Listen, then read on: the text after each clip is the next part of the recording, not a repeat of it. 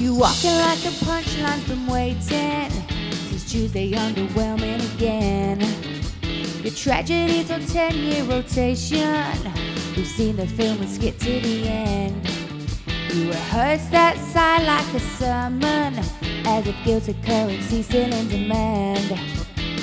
But the cues moved on from your version of the fall to the latest brand. You knew that already, we don't care. We've heard that one before, strip bare. So spare us the encore, no one's there. You knew that already, we don't care.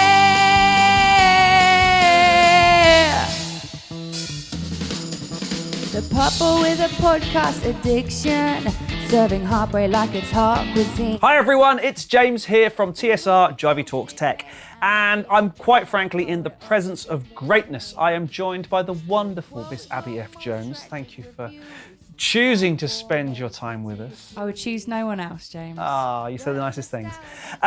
We've been working on a new album project, and it's very exciting. More on that soon. However, the beautiful people at Headrush have sent me this bad boy. This is the Headrush VX5, and it's their first kind of foray, or if that's a real word, into kind of vocalist only, or pedals that are very vocally focused. Try saying that with headphones on. This thing is very cool because they've teamed up with Antares, the makers of their Auto-Tune, to produce a pedal that is, well, quite frankly, very vocalist friendly. Now in this video, we're going to primarily talk about the sonics and the kind of the vocal processing characteristics.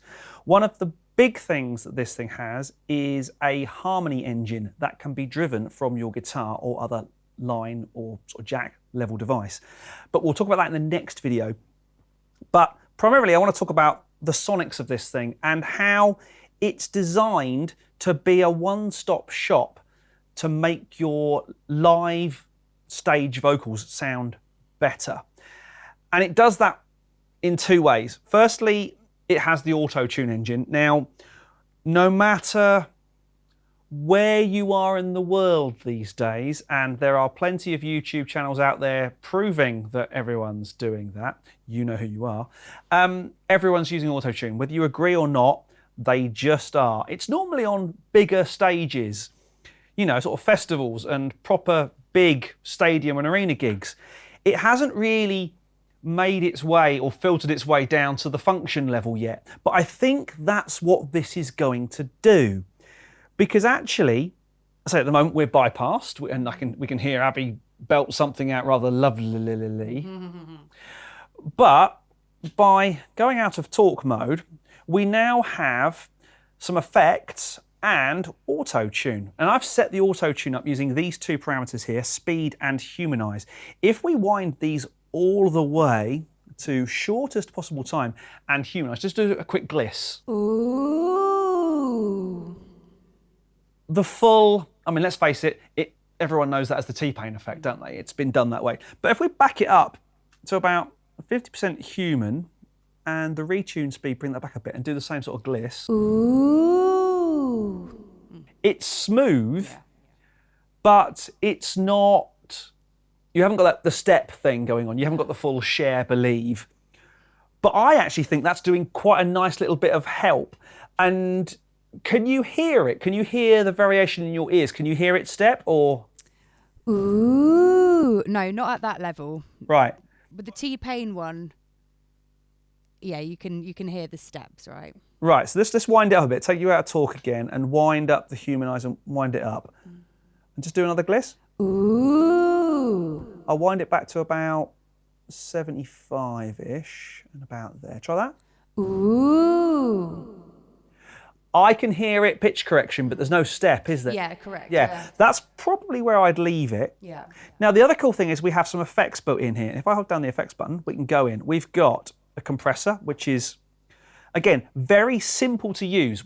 This is not a complex pedal. First thing I thought when I saw on the back, I thought, oh, a USB jack, there's going to be some kind of on-screen controller thing. There isn't. It doesn't need it, which is great. The compressor is either on or off, and it's got 4 modes.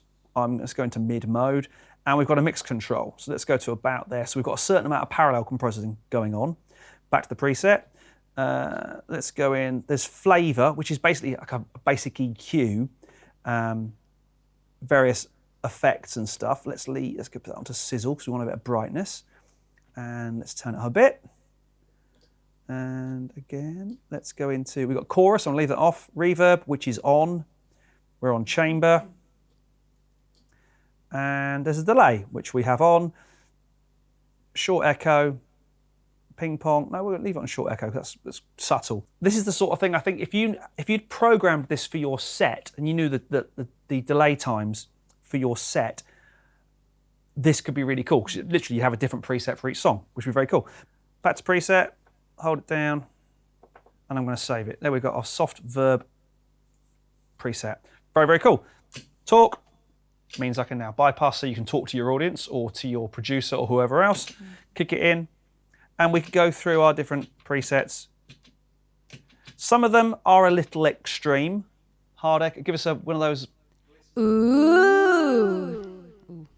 Yeah, there's probably a time and a place, but that's our one we're using. It's a really cool thing. I really like it. It's great. It looks really easy to use. Try that again. I haven't got the reverb on. It looks really easy to use. Yeah, I mean, it's got phantom power on board. It's quite strange because it does seem to be a mono output. You've got a headphone output, which is fine. Ground lift, again, very handy. Mono output, and yet you've got, in the effects, there seems to be a ping pong delay, which does sound quite strange, but so just give us a ba. Ba. Oh, yeah. So it's ping pong, but not left right, which is okay. Yeah, I can go with that.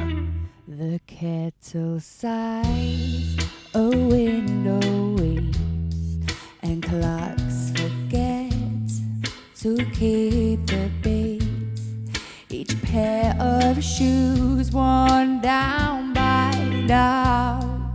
Another morning bleeding out. The milk's gone sour, the toast is black. Your letters piled in the cul-de-sac. Get dressed in hope you never feel. Worshipping gods you know aren't real. Everyday things that pull at the seams, the corners you cut, the half-finished dreams. Oh, how tragedy clings to everyday things. One more forced love, a dying rose, a dream that's wearing yesterday's clothes. The hum of lights, the ache of rain. It's all so perfectly mundane. She flicks the ash, she stares at his hands. He talks about nothing, she makes escape plans. All written in fog, just circling the dream. On special offer, a prayer, God help the evening. So after a little bit more digging and reading of the online manual for the VX5, a couple of interesting things have come out. First of all, I should have read the manual in the first place, so my bad. Second of all, the stereo headphone jack is exactly that. It is stereo. So all the effects that are happening inside the VX5 are stereo. So in the case of the ping pong delay, where you'd expect the delays to bounce from one side to the other, they do. Now, of course, when you're using the main output, which is a mono output, those left and rights are summed together. So when you're using this thing as it's intended to be used, as a live vocal correction tool, it's mono. However, plug your headphones in or use the headphone output into a DI box and then off to your PA, you're going to get lovely stereo effects. I mentioned that you can connect this to a USB port, and I thought there might be the need for some kind of on-screen editor or controller. Not the case. The VX5 is a standalone audio interface for vocal recordings or whatever else you fancy plugging into it. Very cool. All your effects become stereo through the USB interface, which is great. You can also use the USB port for updates. So I've updated this VX5 to the latest version of the firmware.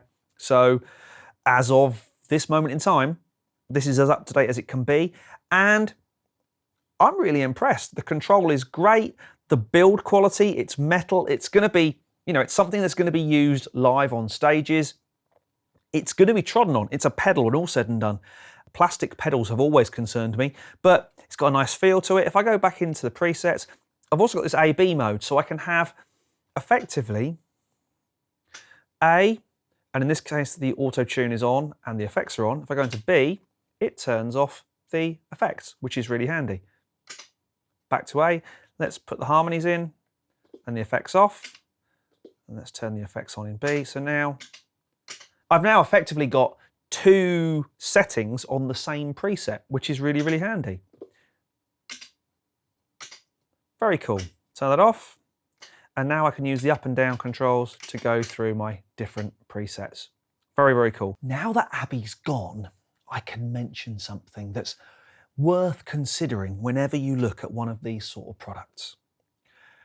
On the project we've been working on, I'm very, very grateful that Abi is such a phenomenal singer, and she does sing in tune. On the next part of the project, you'll have to put up with my vocals, where this thing's going to have to work a lot harder. But it goes without saying, if you put in-tune vocals in, the processing has to work less hard to make those vocals sound 100% in tune. If you're someone what shouts in tune, like I am, this thing's going to have to work harder. So I think it's like that computer acronym, garbage in equals garbage out. If you give this something beautiful to work with, like Abi's voice, and I would never say that to her out loud, actually I have, it's going to make this thing sound as good as it possibly can. Nobody wants to hear a bad vocalist. So when you're making videos, it's very difficult to go, do you know what? I'm going to get someone who really can't sing and turn them into an amazing singer. There's a video for that online, I think.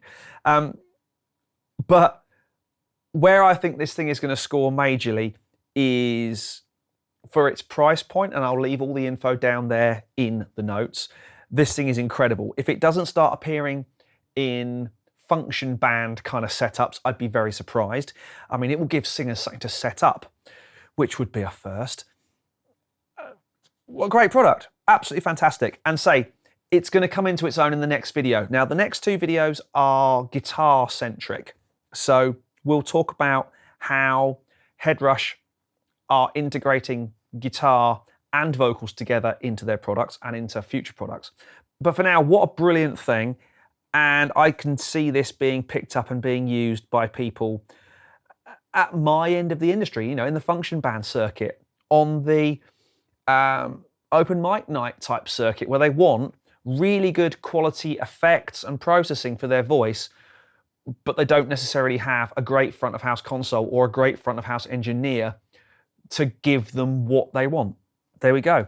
If you've got 3 or 4 songs, 3 or 4 different setups, 3 or 4 different effects, parameters, patches, things like that. Brilliant.